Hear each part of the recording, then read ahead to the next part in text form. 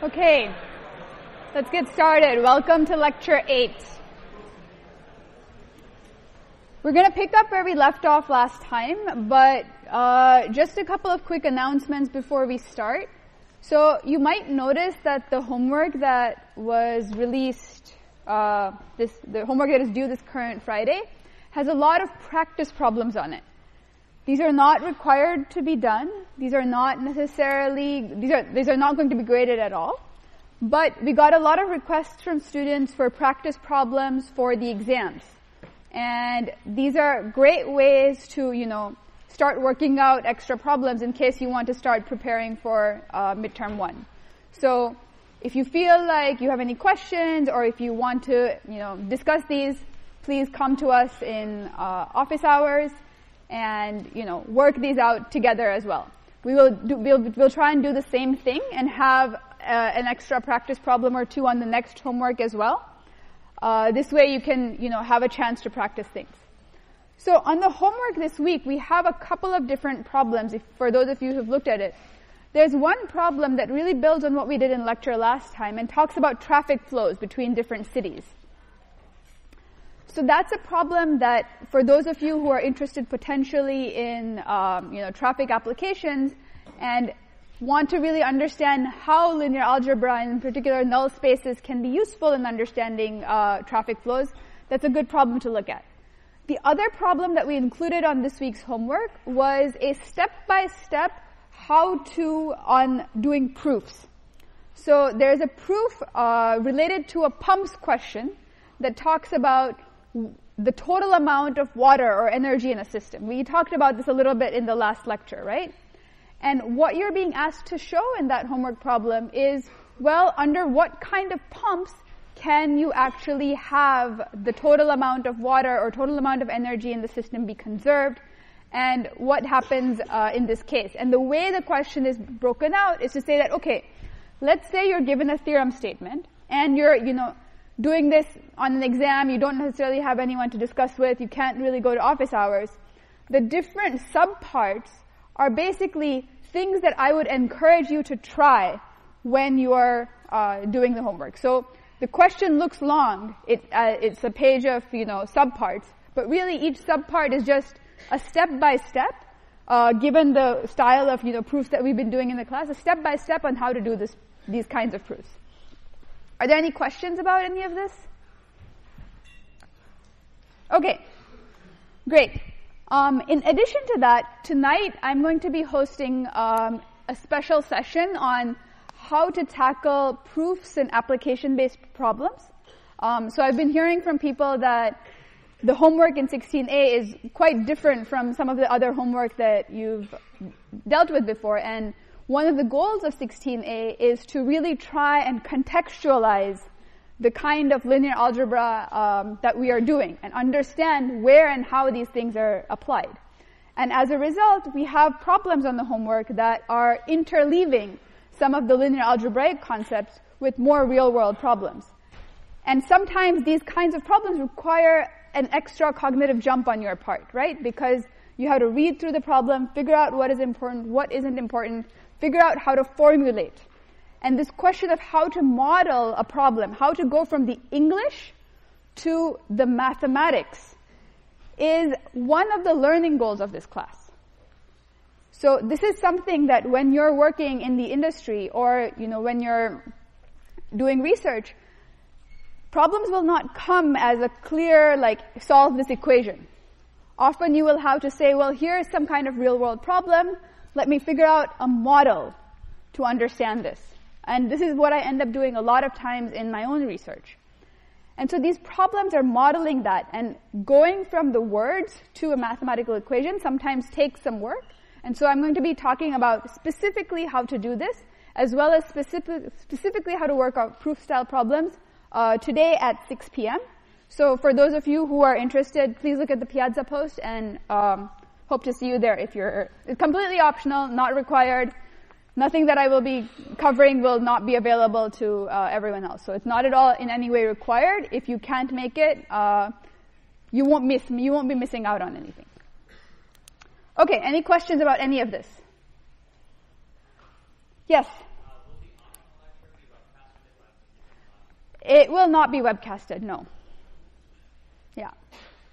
It's after hours. Other questions?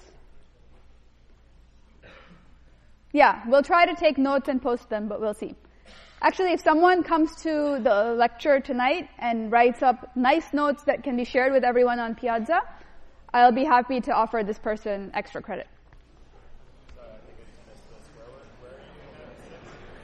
521 Corey. 521 Corey.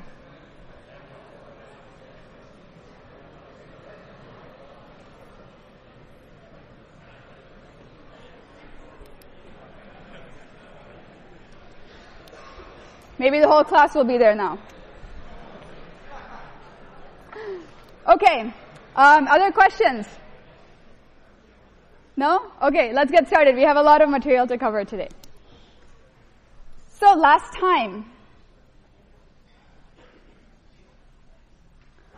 we left off with talking about vector spaces and basis, right? And we introduced the idea of a null space. And we've also previously talked about this idea of column space. The column space of a matrix A is just the span of the columns of A. So you will see, span and column space being used interchangeably. And just so that we can get all of the jargon out of the way quickly, sometimes this is also called the range of a matrix. Doesn't matter which word you use. We don't care. They all mean the same thing. But you should just know this so that, in case it ever shows up, you will be able to understand. Okay. So the one thing that we didn't talk about, or one thing that we did not define, is the idea of a subspace. So that's what we're going to define today. We'll also introduce this word rank of a matrix. We will talk about determinants. And we will talk about eigenvalues and eigenspaces if we get time.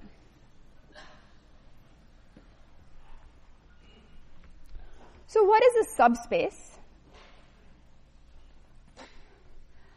A subspace is basically, you can think of it as a vector space that is inside of another vector space. So if I have a vector space, let's say VF is a vector space,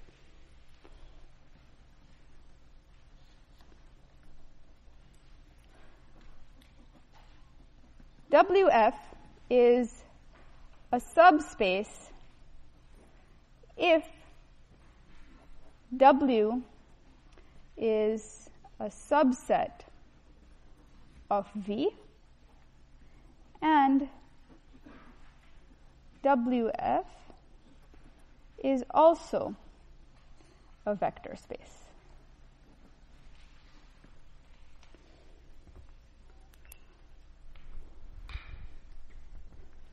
So for example, let's say I give you span of 1, 0, 0 and 0, 1, 0.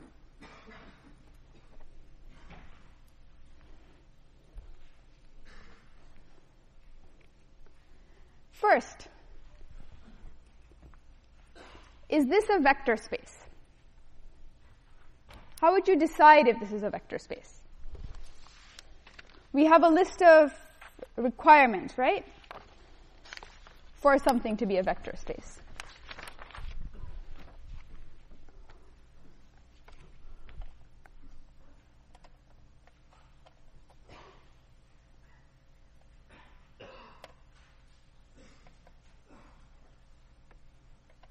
Can people read?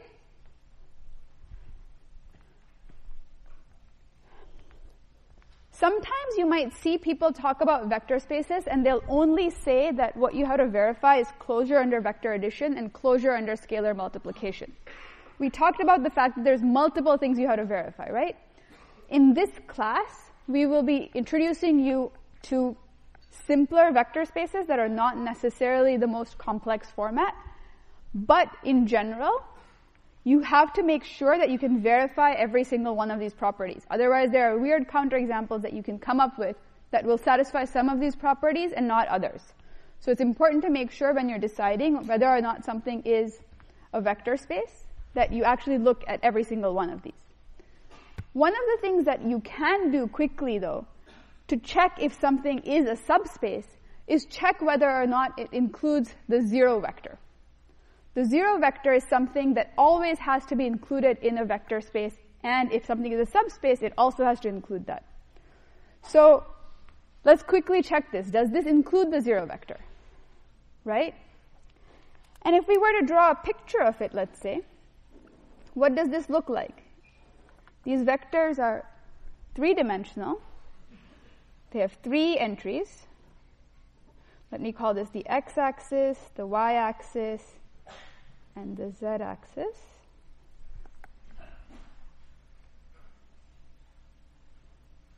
Whoops. Okay? So, what space can you show me by hand motions? Like, what space is this? Are these two vectors spanning? It's this plane, right? It's this plane that is being spanned. So if you have a 3D space, the xy plane is what is being spanned by these two vectors. And you can go through and check, and you'll see that this is actually fully a vector space. And you can see that this is actually, in fact, a subspace of R3.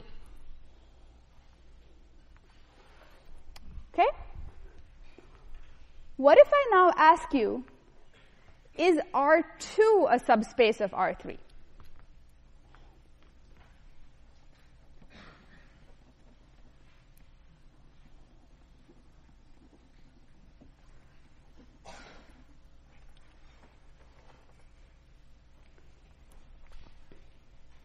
What is R2?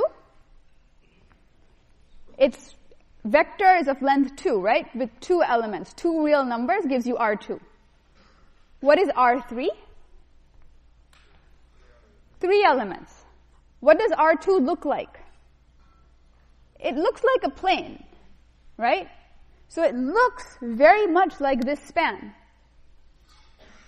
But is R2 technically a subspace of R3? It isn't, right? Because are these vectors, two length vectors, are they subsets of all of the three length vectors? They're not really comparable at all, right?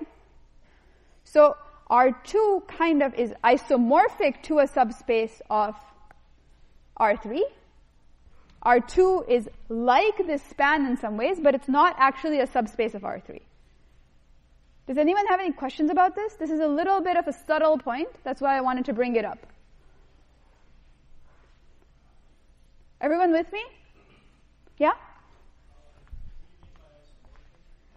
Great question. Isomorphic isomorphic means that it has the same form. Iso means similar, form, like the morphism is the same. So basically, if you were to like visualize R2, it looks like a plane. A plane that passes through the origin can indeed be a subspace in R3, but then you would have to write out the equation of that plane using three-element vectors, not two-element vectors. Yes, good question. Thank you. Yes?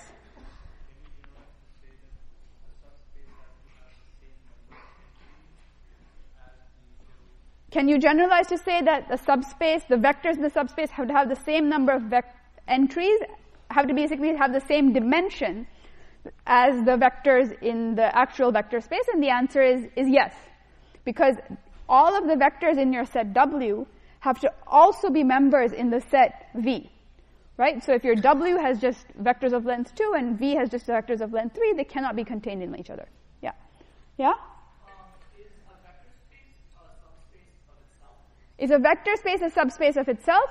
Yes, it is. There is no need for things being strict subsets, but this is a corner case. We don't need to worry about it too much. Other questions? Yes? This is the formal definition of a vector space. Yeah.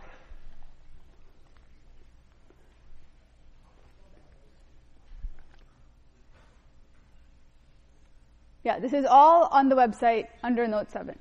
So, okay, great. What about another example? What about the span of some vector 3, 4?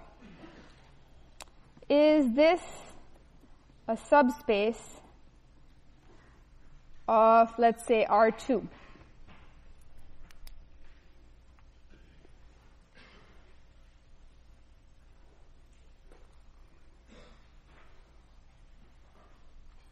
What does the span of a vector in R2 look like? So I have some plane. This is my R2. 3, 4 is 1, 2, 3. 1, 2, 3, 4. It's this vector.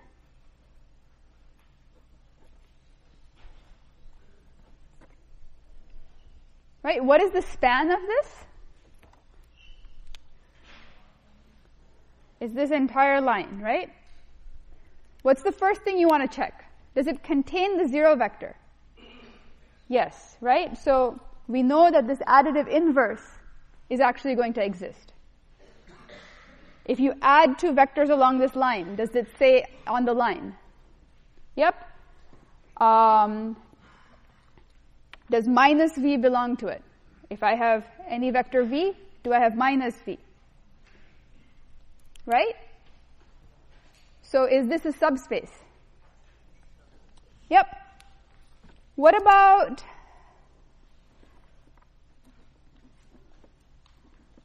is this a subspace of R2?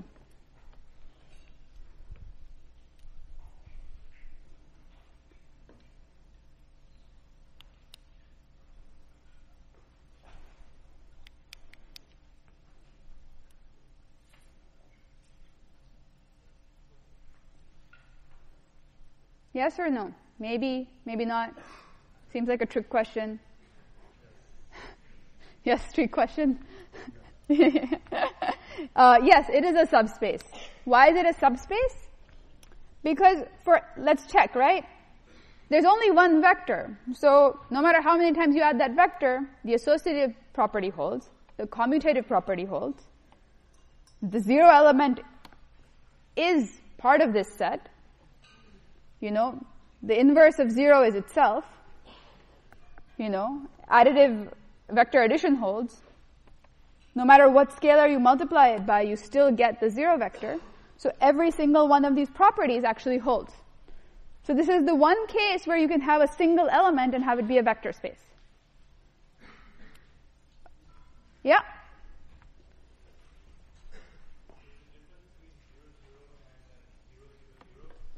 Great question. So when I'm asking about the 0 vector in R2, I'm implicitly meaning 0 vector equal to 0, 0.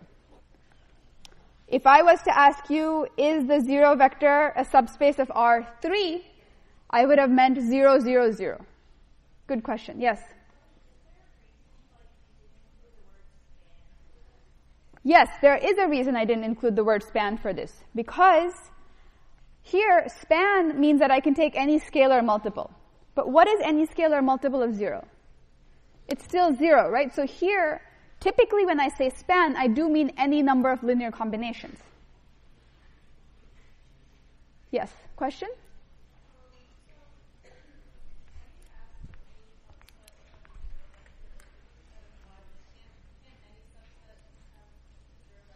Can't any subset have a 0 vector? Great question. So what if I ask the following question? I'll write here. Is the set 1, 1? Notice I'm not writing span here. A subspace of R2. So how many elements are in this set of vectors? Exactly 1, right? I'm not writing span of 1, 1. I'm just writing 1, 1. And it doesn't include the 0 vector. But if I was to write span of 1, 1, then I could say 0 times 1, 1 gives me the 0 vector. That's a great question. So that's why we explicitly have to check for whether the 0 vector is included or not. So this is not a subspace.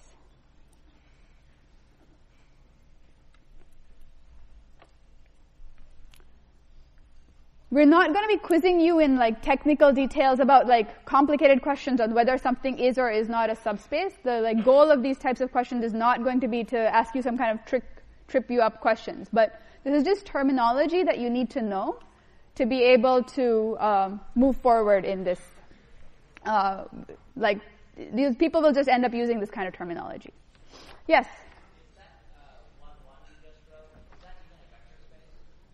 It is not a vector space.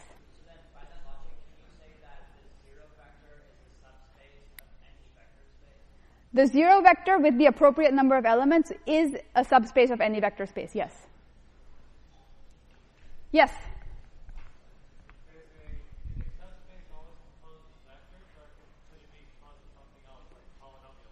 Subspaces can be, vector spaces can be composed of many different things. They can be composed of things like polynomials. Maybe we'll make a problem about that, but in general, almost always these like quantities can be mapped to vectors. So if you want to think about polynomials, you can stack the polynomials, the coefficients of the polynomials into a vector, and so you can treat them like a vector. So vector spaces basically, you can use them to refer to many different objects. Just because vectors can be used to represent many different things, right? We've used vectors to represent flows, we've used vectors to represent state. Just like that, you can use vectors to represent polynomials or whatever else you might want. Okay, last question. So in the case where you just have the 0 vector, what scalars are included in that? In the case where you just have a 0 vector, what scalars are included? Great question. In any of these cases, if I don't include explicitly what the scalar is, I mean all of R.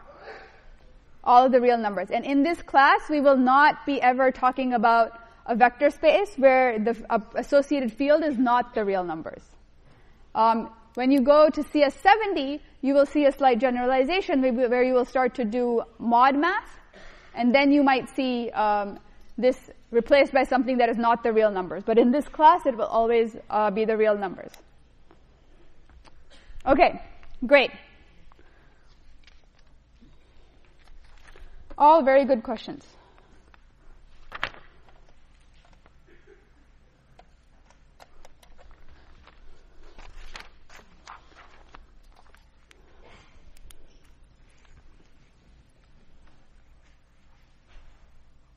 Okay, so then just as a reminder, we talked about some important specific vector spaces, right? In particular, we talked about the null space of a matrix A, which is the set of solutions to the equation AX equal to 0. Right? Notice here I'm writing the 0 vector without actually saying what dimension it is. In this case, I'm implicitly inferring the dimension of the 0 vector based on the dimensions of A and X. Right? So if you see that ever a 0 vector that's written without the dimensions explicitly written out, it just means here you will actually match to whatever the dimensions of this multiplication would give you.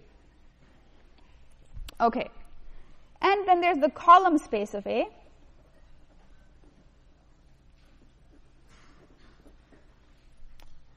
Which is basically the span of the columns of A.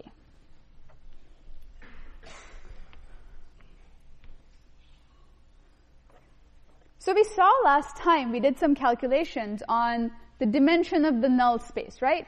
In the traffic flow example, we computed the null space of the matrix that represented the graph. And then we said, well, the number of measurements that we need to take is basically the number of free variables, right? And we said that that was the dimension of the null space. What about the dimension of the column space? What is the dimension of the column space?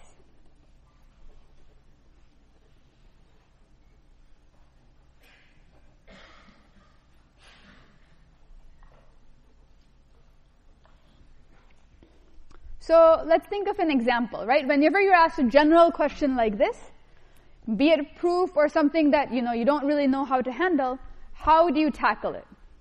You do a simple example, right? So let's just do some examples.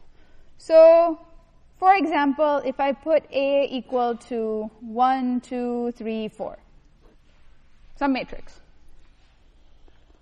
What is the dimension of the column space of A? 2 is what I'm hearing. Why is that? What is the first column of A? We have A1 is equal to 1, 3. We have A2 is equal to 2, 4. Right? And now we want to say, well, let's look at the span of 1, 3 and 2, 4. So, are these columns, are these vectors linearly dependent? No, they're linearly independent, right? So they span all of R2, which means that what is the dimension of the span of these two vectors?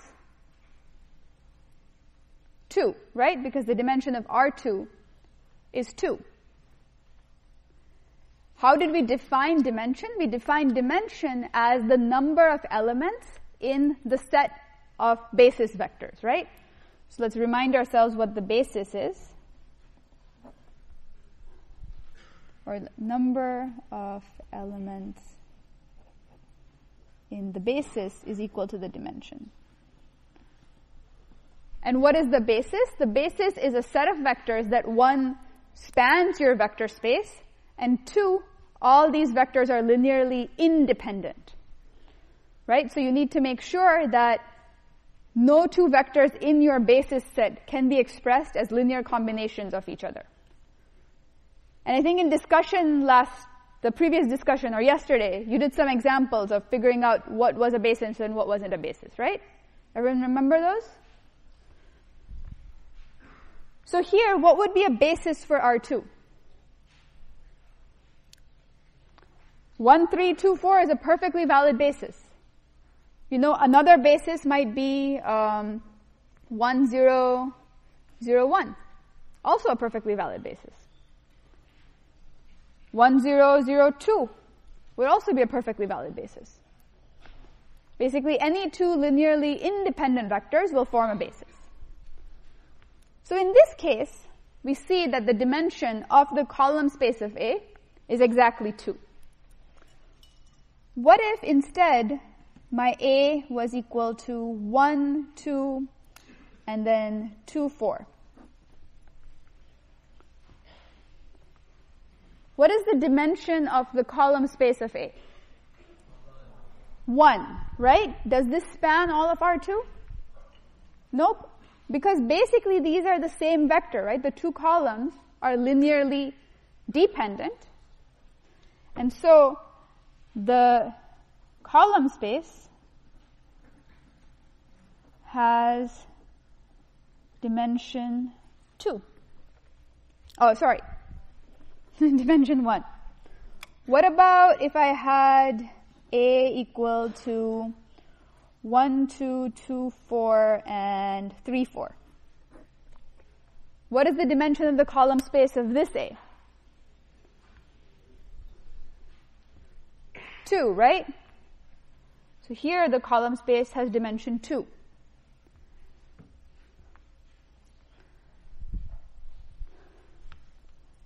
So this observation, what if I kept adding columns to A here? If I kept adding 2-dimensional vectors, what would be the dimension of A? The dimension of the column space of A? It would still be 2, right? No matter how many I added. And this leads us to the definition of rank.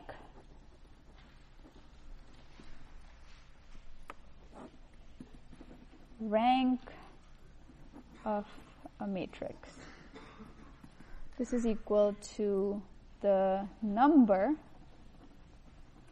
of linearly independent columns. So if we look at this example, this matrix A has 2 linearly independent columns, and so its rank is 2. This matrix, how many linearly independent columns are there? Only 1, right?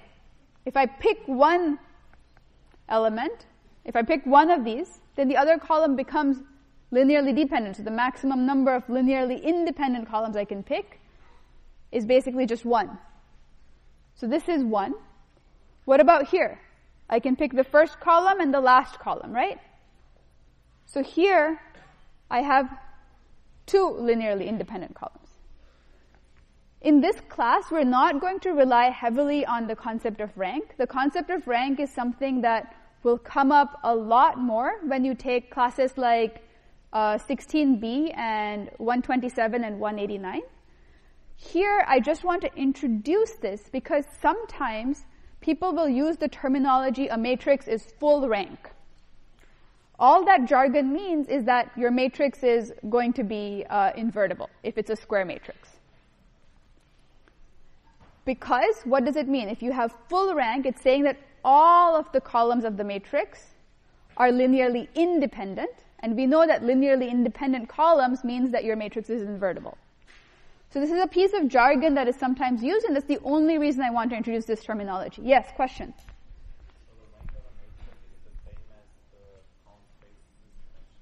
The rank of a matrix is the same as the column space's dimension. That is correct.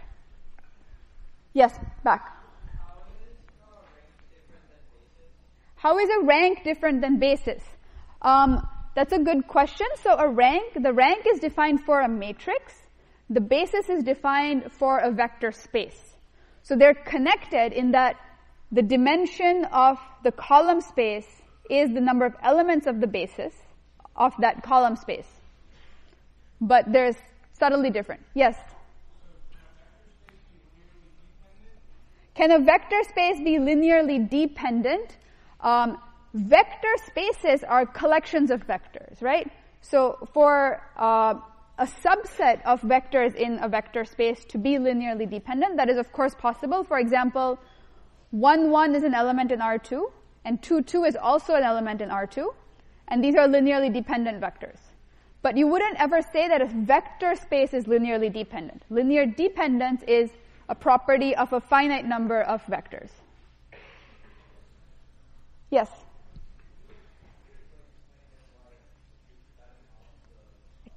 You have to speak up.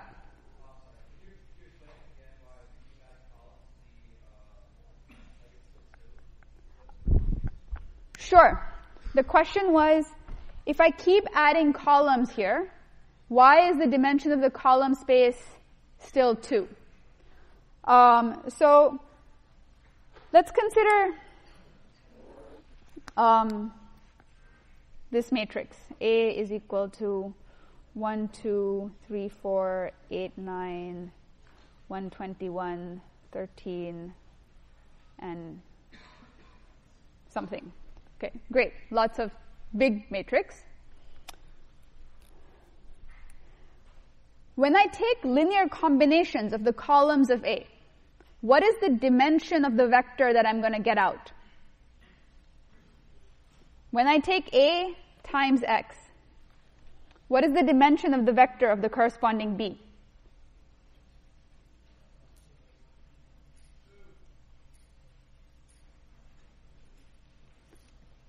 What kinds of vectors can I multiply here? What? I can multiply this vector here by, I'll do this row times this column. So this can have 4 entries. But what is going to come out here? 2 rows of the matrix means how many equations can I represent? 2, right?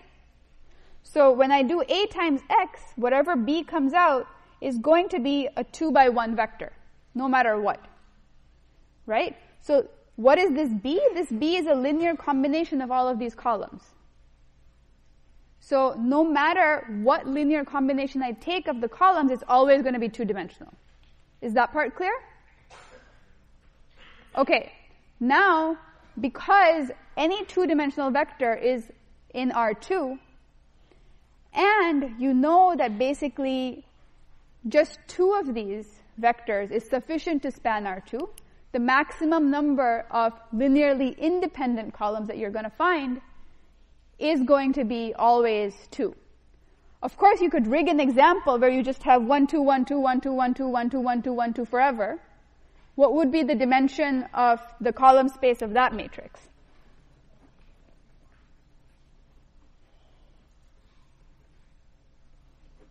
What is the dimension of the column space of this matrix? 1, right? So you have to check that you have the two linearly independent vectors. But in general, if you have a sufficiently large number of vectors, you're going to have two of them be linearly independent. Does that answer the question? Yeah. Okay. Yes?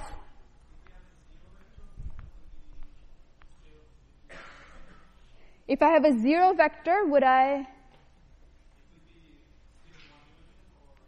If I added a 0 vector, here, I would still be able to span all of R2. So in this case, the rank would still be, the matrix would still be 2. Okay, great. So these are all concepts that are somewhat abstract, but hopefully will become clearer as time goes on.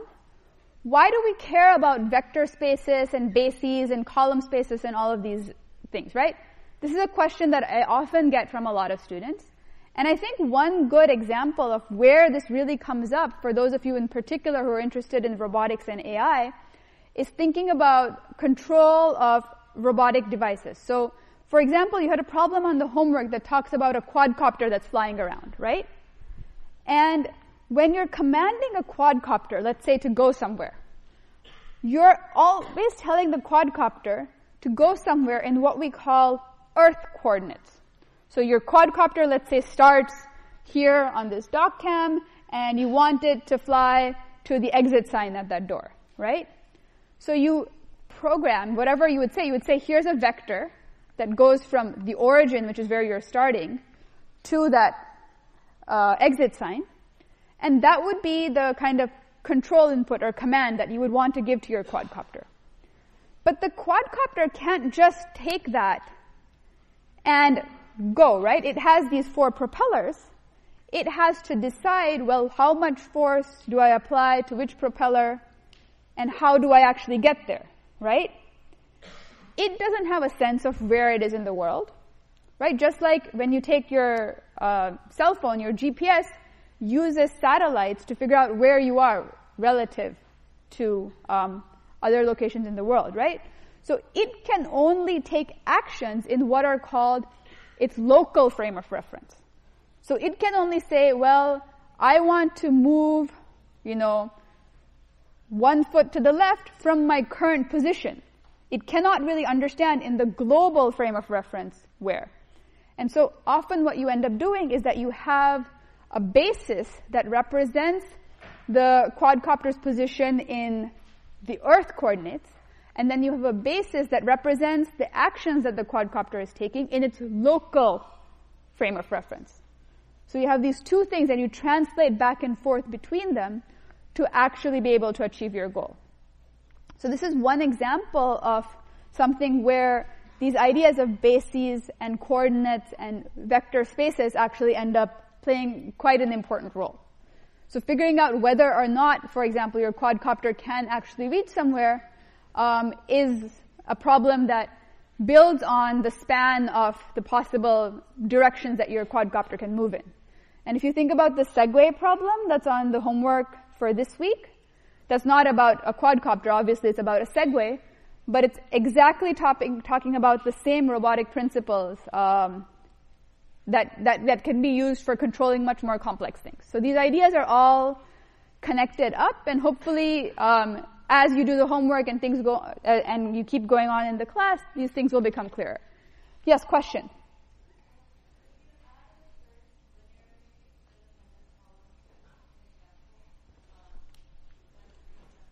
Here, this one? A column here, 3, 7. This one, 1, 2, 2, 4, 3, 4, and 3, 7.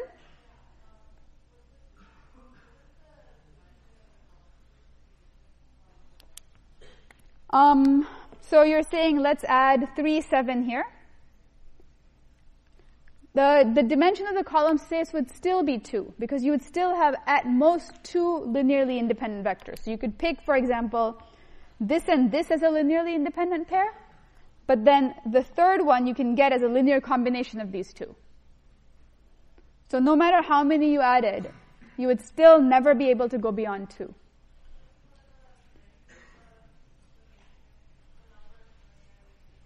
So it's basically the size of the set that is linearly independent. So you want to make one set of linearly independent columns. So here, given 2-dimensional vectors, the maximum number of vectors that you can have that will be linearly independent is actually just 2. Right? You can never have 3 vectors that are of size 2 by 1 that are all linearly independent. Okay. So you can think about this as the maximum number of linearly independent columns. Like, what is the maximum set of linearly independent columns that you can make? Okay.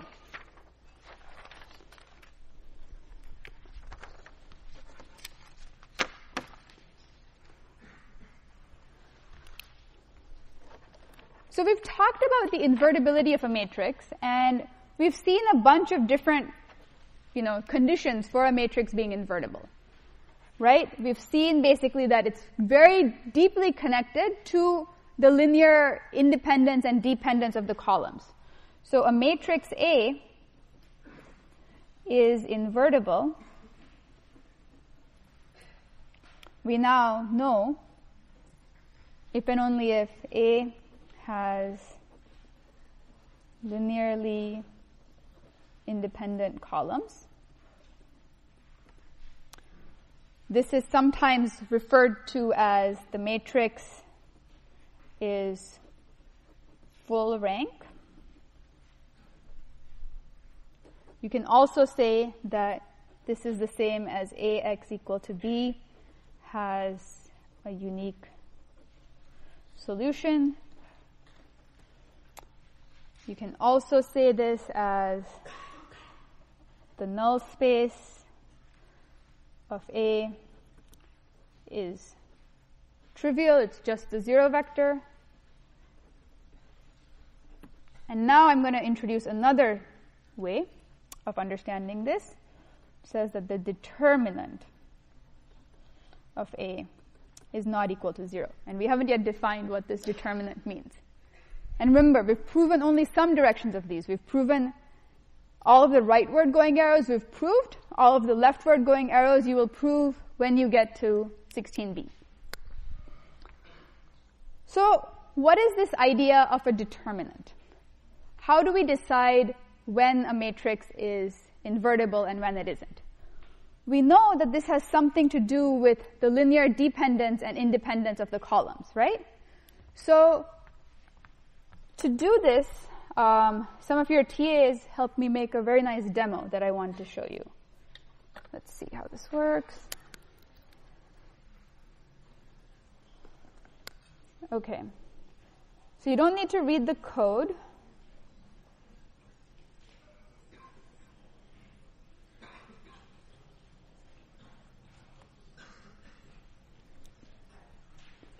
Okay, can everyone see this?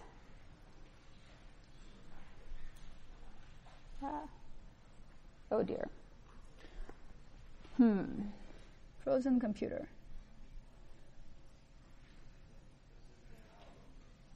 Okay, this is visible, right?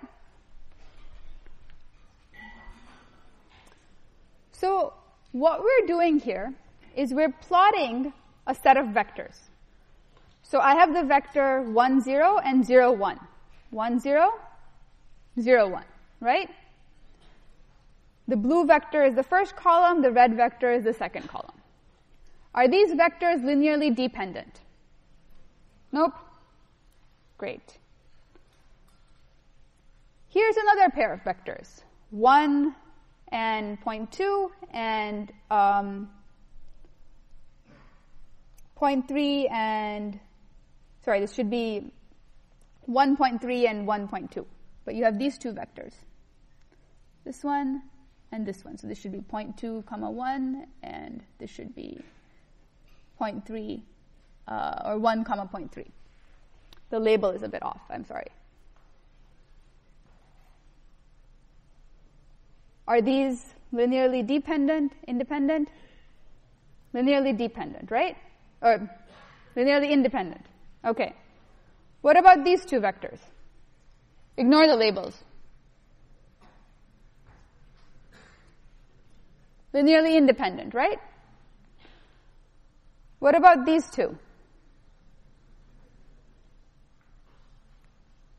What's happening to these vectors? What is the series of vectors that we're plotting? They keep getting closer and closer, right? What's going to happen as I keep bringing them closer and closer? They're slowly going to end up being exactly on top of each other, right? So, if I wanted to interpret this geometrically, if I wanted to use this visualization to figure out whether or not my vectors were linearly dependent or independent, what are you ending up looking at? You're ending up looking at this angle, right, between the vectors. And when they're linearly dependent, the angle is basically 0. When they're linearly independent, the angle is not equal to 0. And what is this angle related to? What is the area of the triangle that is described by these vectors? If I think of joining the endpoints of these two and making a triangle, what is happening to the area of that triangle? It's going to 0, right? And this observation is what motivates our definition of the determinant.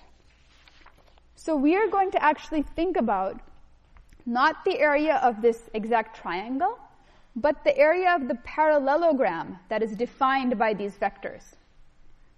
So the triangle is basically half of the parallelogram. If the area of the triangle is 0, the area of the parallelogram is also 0, right? So think about drawing a parallel line to the red vector here and a parallel line to the blue vector here.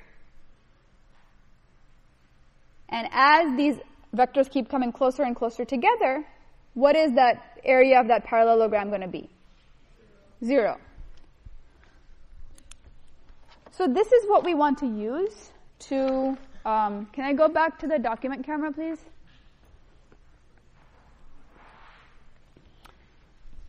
To understand the determinant. So let me actually draw the same picture here.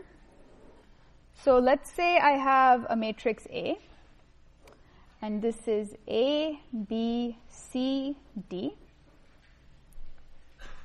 Okay? And I'm going to, let's say, draw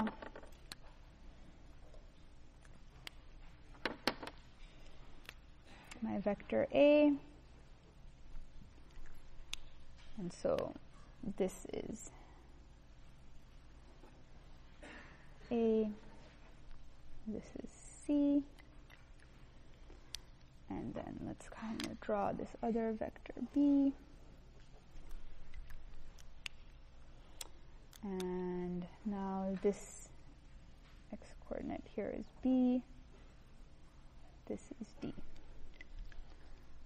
And I'm going to complete the parallelogram .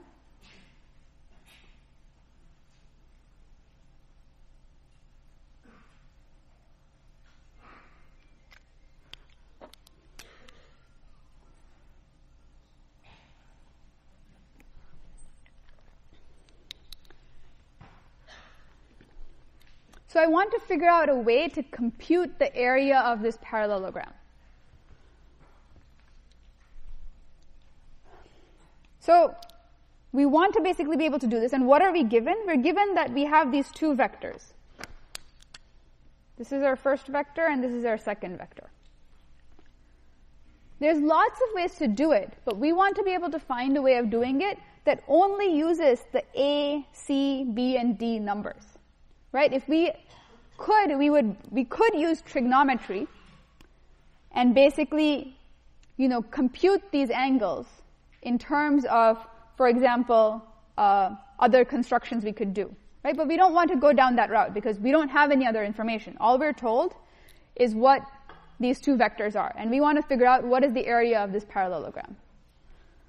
So the one trick that we're going to do is we're going to, what is easier? It's easier to compute the area of a rectangle than it is to compute the area of a parallelogram, right?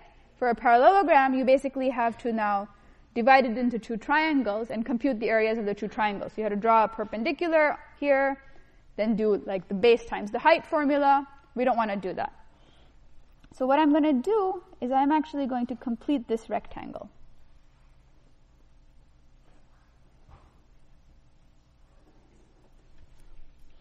Okay?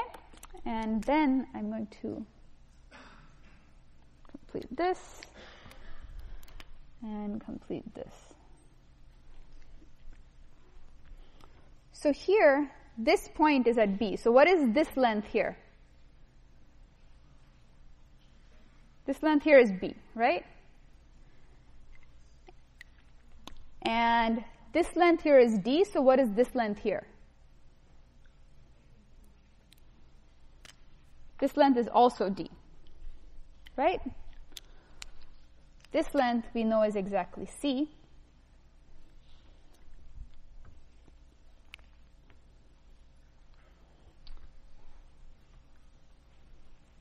What is this length going to be here?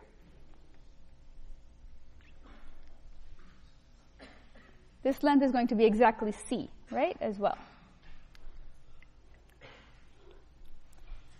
Because these two triangles are basically exactly the same, and so here also we're going to have this length is going to be B.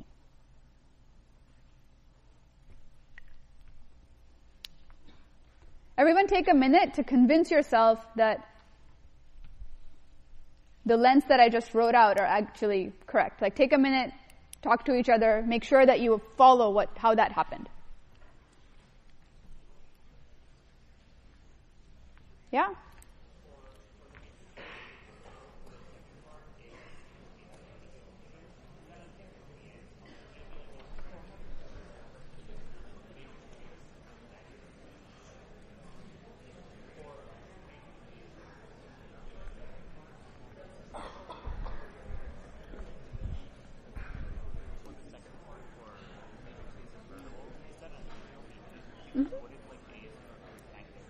This is only, matrix A is invertible means we're talking about a square matrix. Right, but when we're writing it in this context, we're talking about A being square. Yeah.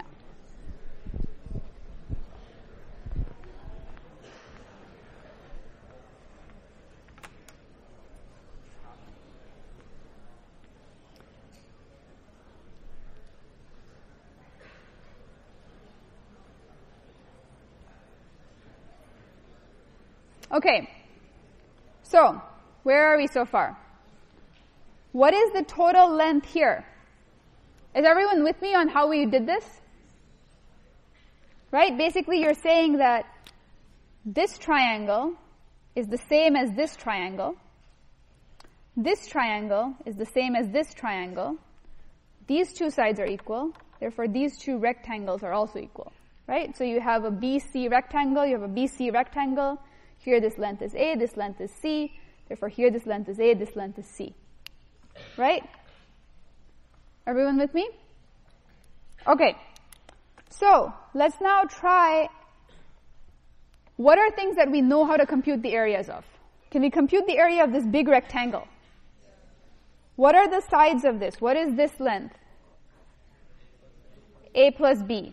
What is this length? B plus C, right? So, area of big rectangle is equal to A plus B times D plus C, right? But we want the area of the parallelogram. So what areas do we have to take out?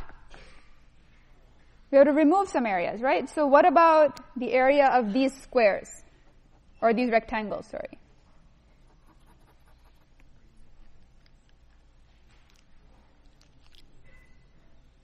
area of these blue rectangles. This is equal to BC, right? The product of the sides. What about this triangle? What is the area of these red triangles? Red triangles.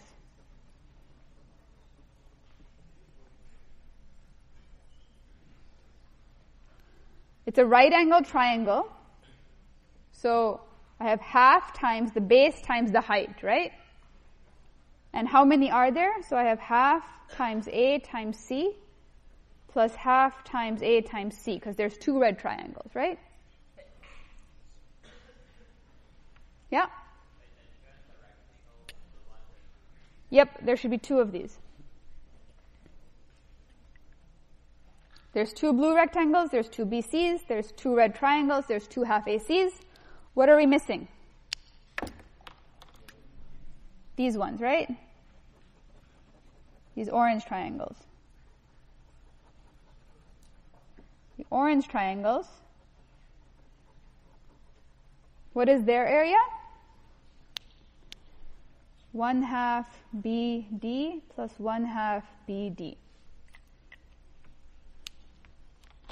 So what remains? Therefore, area of parallelogram. It is A plus B times D plus C minus 2BC minus AC minus BD. Right? This is equal to AD plus AC plus BD plus BC minus 2BC minus AC minus BD, which is equal to AD minus BC. Right? So what did you just compute in terms of the elements entirely? So if you didn't know the angle between the two vectors, but you just were told here are 4 vectors, is the angle between them 0 or not? What can you do? Do you have to do this entire picture every time? What are you going to compute? AD minus BC, right? This is called the determinant.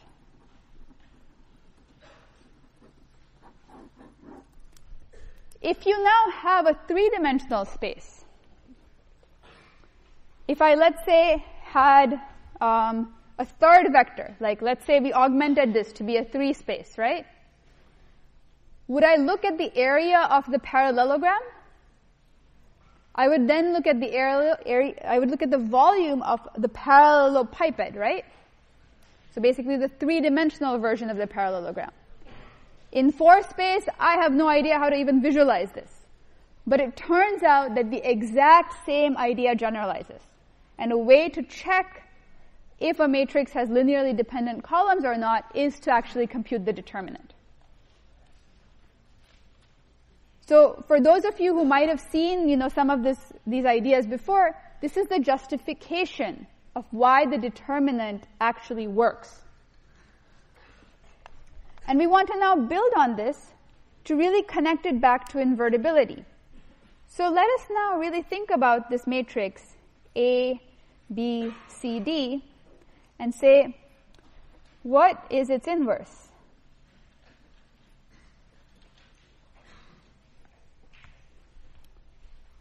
So how do I compute the inverse of this matrix, right? You've all done now Gaussian elimination. You all know how to compute the inverse of this matrix, right? I'm going to write it as an augmented matrix.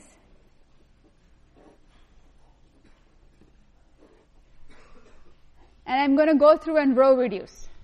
So why don't you take a couple of minutes and actually try and find the inverse of this matrix?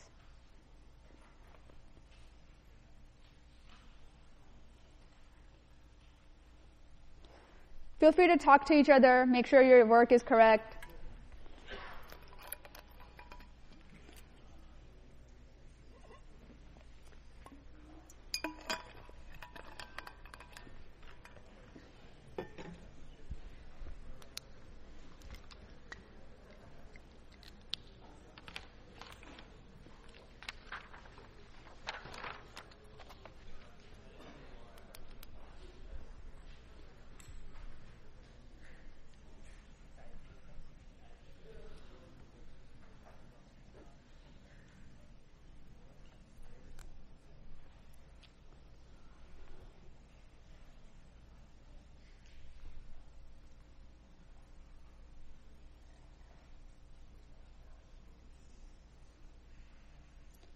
What is the first step that you want to do here? We're going to divide the first row by A, right? So I'll do my work quietly. You can do your work quietly. You don't have to talk.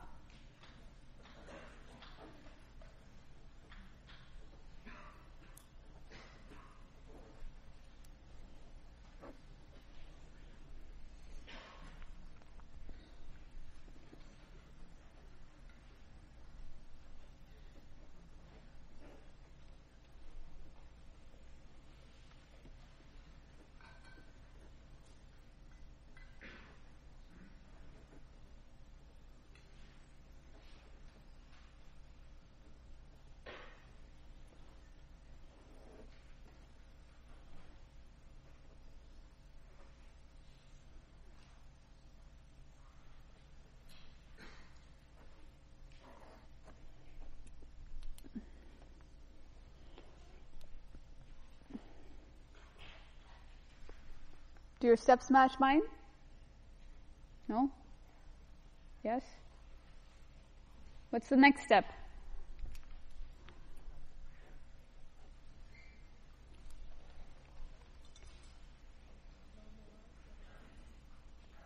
Okay, 1 more minute for you folks to do it on your own, then I'll do the rest.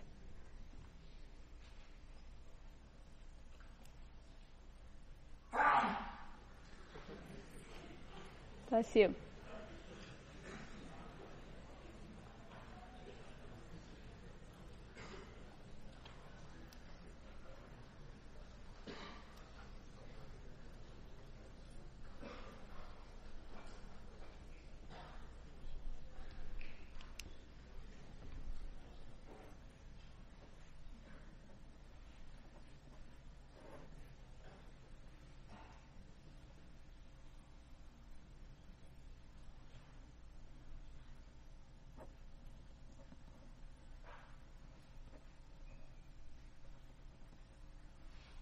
What is starting to show up? What is this quantity equal to?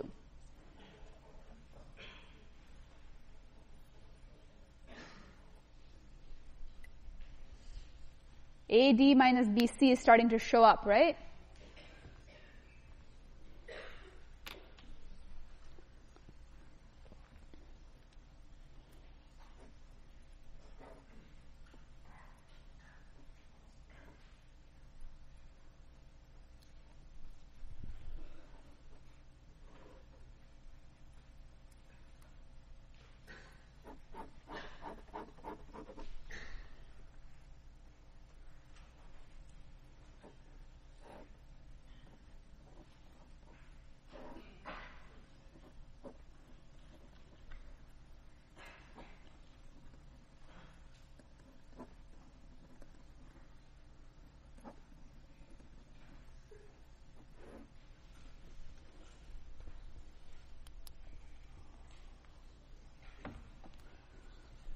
So what do you do in the first step? You make the first element here 1, then you use the first row to cancel out the second row. Now you do that. Now I have an element here. I have a 0 and a non-zero element. So now what I want to do is I want to now divide. I want to cancel this out to make this a 1. So I divide, basically I multiply by A over AD minus BC. What allows me to do that step? Can I always do the step from here to here? Can I do it if AD minus BC is equal to 0? If AD minus BC is equal to 0, what would I get here? I would get a 0 in this entry, right? So I go through, I finish the algebra. You should do it on your own time. What do I get? A inverse is basically DB minus CA, and all of these entries are divided by AD minus BC. So I can pull this out, AD minus BC times DB minus CA.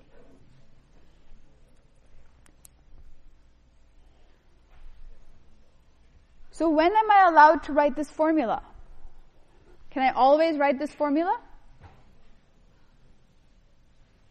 Yes, question?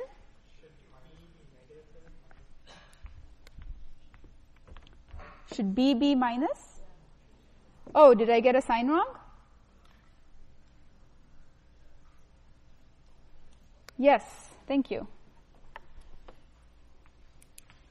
Did everyone do the same algebra I did?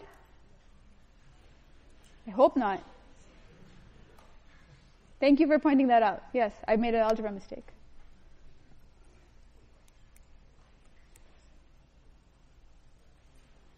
So now what you have derived is the formula for the inverse of a 2 by 2 matrix. Right?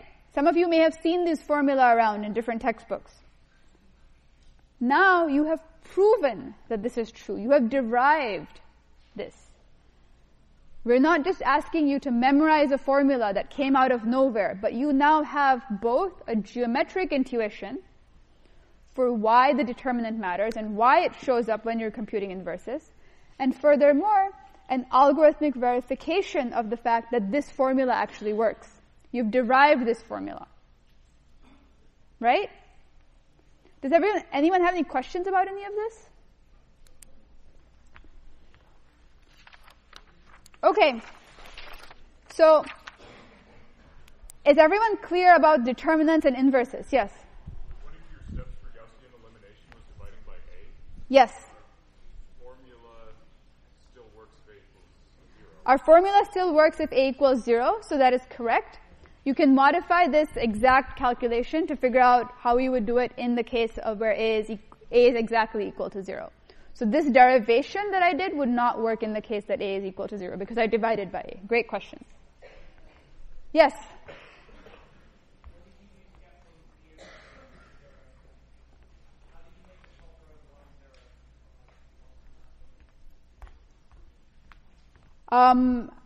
How did I make the top row 1, 0? I basically multiplied by the reciprocal of this and subtracted out.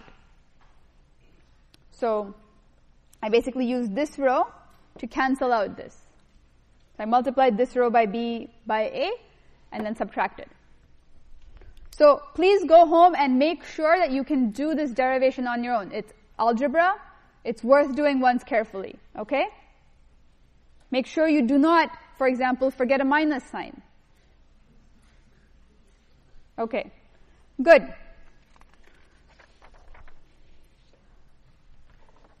So now, for the last part of the lecture, I want to basically go to where all of this build-up has been taking us. And it's one of, I think, my favorite parts of the entire class.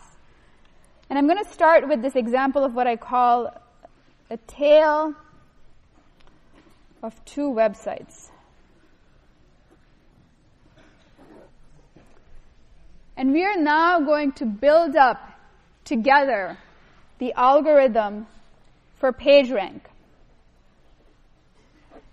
Some people call Pagerank as basically the $1 million eigenvector problem. Pagerank is the algorithm that basically led to the formation of Google. This was developed at Stanford by the Google co-founders, Larry Page and Sergey Brin. And it basically relies entirely on things that we have been building up in this class so far. And now, in the course of the rest of today's lecture and tomorrow's lecture, you are going to derive this algorithm on your own. This is what we have done so far. We've built up tools to be able to finally understand how these folks were able to make sense of the complex network of websites. So what is the key problem in search, right? You want to understand which websites are popular and which websites are not as popular. And you want to have popular websites show up high in your search results, and you want to have less popular websites show up lower down. But you can't measure all of the traffic to all of the websites necessarily. You basically have some knowledge of, where people are going. You can measure inlinks and outlinks, and you can have some sense of this. But how do you understand what happens at some notion of steady state? And we're going to, again, do this in a simplified case and build out from there. So let's say you have two websites. Let's say that you have the Stanford website and you have the Berkeley website. And what you see is that people who are on each of these websites have the following behavior. If you're on the Stanford website, there's a probability half with which you will return to the Stanford website. There's a probability half with which you will jump to the Berkeley webpage. If you're on the Berkeley webpage, it's super interesting, and you keep coming back to the Berkeley webpage. Okay? If you notice, this model is very, very similar to the pumps of water or the energy models that we've been thinking about. But this is exactly the model that was used by Page and Bryn to actually model the internet. So you have these two websites, and you're observing people there. So let's say you start out in an initial state, x0 is equal to 1, 0, where you have basically x Stanford and x Berkeley. So you have fraction 1 of all of your people, 100% of all of your people are at this node, and 0 are over here. Okay? So now you can write out the transition matrix for this. What is Q?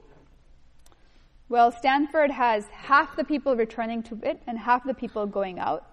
At the next time step, Stanford gets half of the people that were at Stanford and 0 of the people at Berkeley. So this is half 0. And here again you have a half and a 1. So now I have x of 1 is equal to q times x of 0, right? And so what is x of 1 equal to? This is equal to 100% of people were here, half returned, half went over here in the first time step. So what do you have now? 1 half, 1 half, right? Just take q and multiply 1, 0 by q. Everyone with me here? What happens in the second time step? What happens to the people that were here at the Stanford website? What do they get multiplied by? Again by half, right? So you have a quarter, and those again go over to the Berkeley website. So now you have a quarter and 3/4. And x of 3 is equal to 1/8 and 7/8. And if you keep running this, keep running this, keep running this, every time step, the number of people at the Stanford website gets multiplied by a half. So in t time steps, what will be the number of people that are at the Stanford website? It'll be 1/2 to the t, right? If I've taken t steps. And the remainder will be at the Berkeley website. I'm arguing this intuitively. Make sure you go home and try actually the matrix multiplication way of doing this. So if I keep building this up, what is x of infinity? If I keep running this in steady state, where will I end up? 0, 1, right? No people at the Stanford website, 100% of people at the Berkeley website. So here we see that even if we started with all the people on this first website, we're going to end up with all of the people being on the second website. What this is called is, or what this is evolving to, is a notion of steady state. Now, let's say I start in the other direction. If I start with 100% people at the Berkeley website and no one at the Stanford website. Let's say I had, if x of 0 was equal to 0, 1. What is x of 1? 0, 1. What is x of 2? 0, 1. X of 2,000? Still 0, 1, right? What 0, 1 is, it's called a steady state for this system. It says that these people are on these websites, they're going around, they're doing their business, following links, and after the system has run for a very, very long time, you're going to end up in this steady state. And once you're in this steady state, you're not going to change. So we call a vector x a steady state if x at the steady state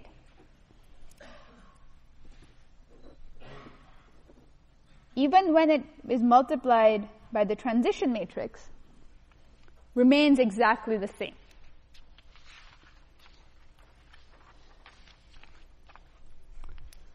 We want to basically find out what allocation of people on this graph is such that even if the people keep jumping around, the relative proportions of people on the different websites remains exactly the same. This is what we mean by a steady state. And this is exactly the problem, basically, that Google or any search engine wanted to solve, which is that at steady state, because, people are constantly jumping around trying to find information on the web, but if you just took a snapshot at steady state, what fraction of the total people would be on which website? And you wanted to make sure that the websites that had the most people were ranked higher, and the websites that had fewer people were ranked lower. So the problem that basically they wanted to solve was, how can we find this vector x such that this is true? We see here that it's true for some vectors and not true for other vectors. How can we set this up in a way that we can actually do this? So here, we know basically how to do one thing in this class, right? What is the one algorithm that we know how to use? Gaussian elimination, right? So, if we wanted to solve this somehow, how would we want to reformulate it? Can we somehow put this into a format that can actually allow us to use what we know? Is this a system of linear equations? Kind of, but is it in the format? What is the format of equations we like to solve? Ax equal to b, right? This is like ax equal to x. So can we do some rearrangements to get it into the format that we want? So how would we do that? What if I say I have q times x equal to x? I want to find x. I can write this as q times x minus x is equal to 0. Right? It's the same thing. And I can further write this as q times x minus identity times x is equal to 0. And now I can pull the x out. And now I can write this as q times q minus I times x is equal to 0. Right? All I did was rearrange these things. What is q minus I? It's a matrix. Do we know what x is? No. But now we have a right-hand side that is a concrete vector. It's not a variable, right? And this is a special kind of equation, actually, that we've learned how to solve. What vectors x satisfy this equation? The null space of q minus I.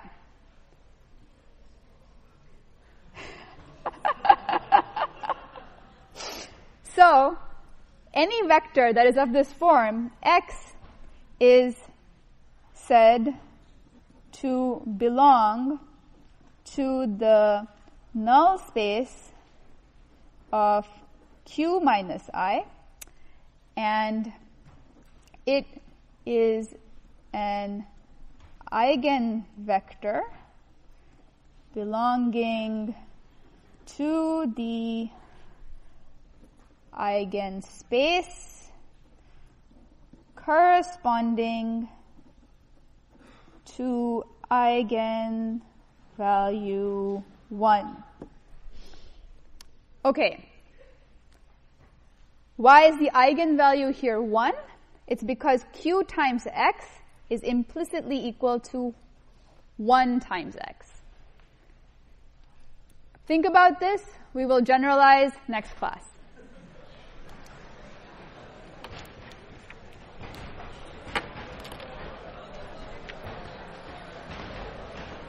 Question of the homework. So there was a problem. It was the step-by-step